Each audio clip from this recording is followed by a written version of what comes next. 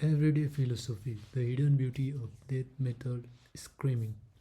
If music is a window into truth, what does screaming reveal? By Jonny Thomson. May 24, 2024. Key takeaways.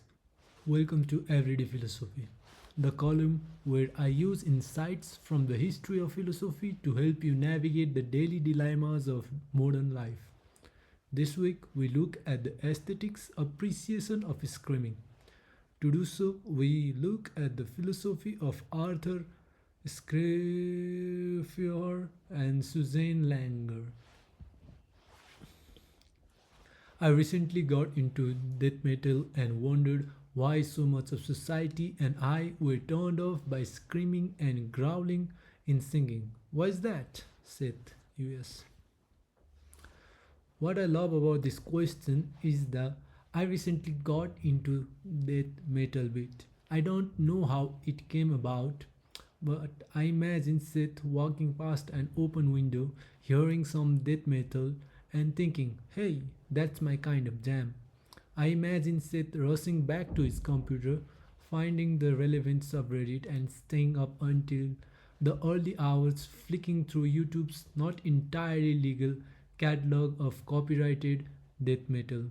And now, here Seth is, wondering why he's such an anomaly. So, I suppose the first point to make is the obvious one. Not everyone is turned off by screaming. In fact, Seth rather likes it. A great many people like it. But I will take the question as it was asked because I think Seth is right. Enjoying the distorted clip of a death metal scream is certainly a minority predilection. So much of society is turned off by screaming. To answer this question, we are going to have to unroll the busy score sheets of aesthetics. We are going to call upon the musical thoughts of two philosophers, Arthur Schopenhauer via Richard Wagner and Susanne Langer. Schopenhauer, cutting to the chaff. When you try to establish any kind of philosophy of art, you will quickly come up against a big problem. Art is a heck of a large category. How can you say anything meaningful about a subject that spans ballet, toilet graffiti, funeral orations, and hand puppetry? But the thing about the philosophy of music is that it's different in one key aspect. There is no surface matter. There is nothing that correlates with what art is trying to represent. For Arthur Schopenhauer, music is the highest form of all art forms because it does not try to copy reality as a movie might, or solve phenomena in the world such as an emotion. Music is its own category. It's untrue to say that all art is representative of something in the world. What does a dance represent? But all other art does require some gatekeeper. There is a medium required that shows us something, which then elicits some feeling or thoughts. But for Schopenhauer, music cuts out the middleman. There is no intermediary medium. No canvas is required. Music and sound go to the heart of things. Schopenhauer thought that all art should reveal the essential nature of external things, but music does so immediately and intensely. Art is transformative, often spiritual experience that brings the subject in touch with the will underpinning all reality. Music is the purest, unfiltered form of that.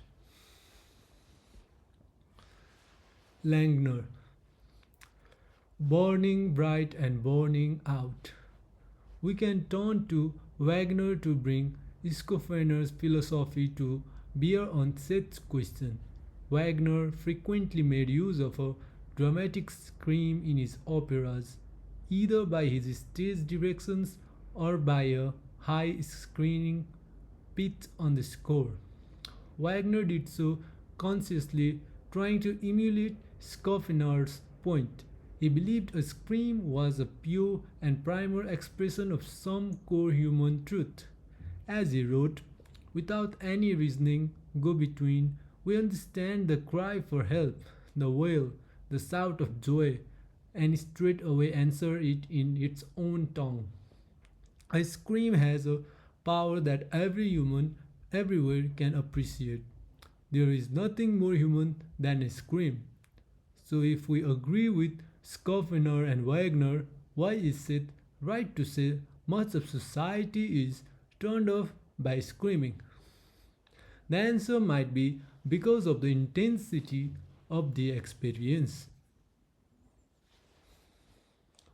Wagner knew that you couldn't have an opera constantly prepared with screaming because it would start to lose its effect. An intense and honest explosion of feeling doesn't happen all the time. The rarity of the scream makes it more powerful.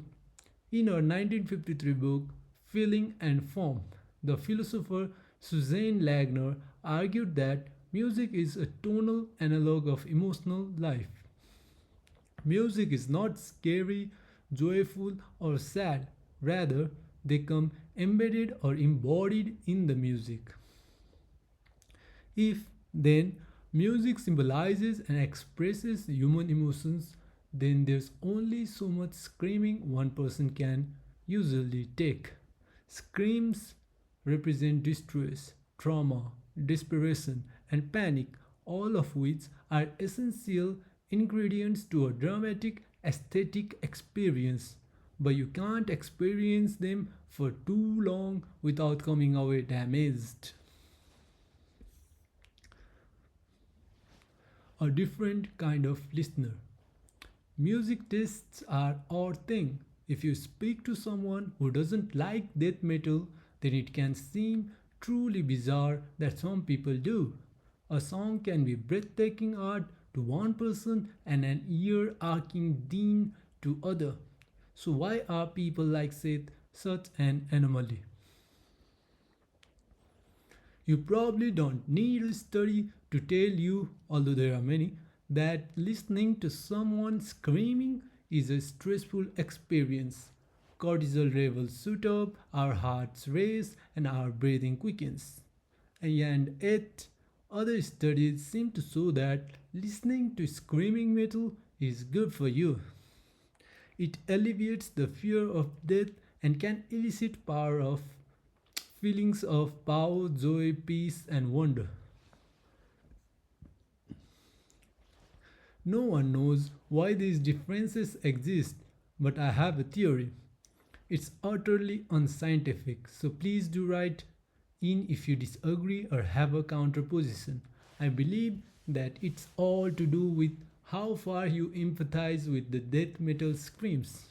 If you hear the screams as someone telling you an unsettling story about their own scream over their lives, then you might find them unenjoyable. I think Langer has a point, and listening to someone else's wailing misery is not fun for any sustained period. Of course, not all metal screams are about misery and misfortune. In fact, they are often about strength, anger, and power. But the point remains these screams are intense.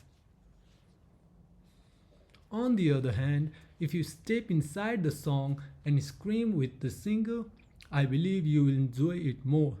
In the case of misery screams, it's a kind of cathartic experience where you are screaming away your own internal pain.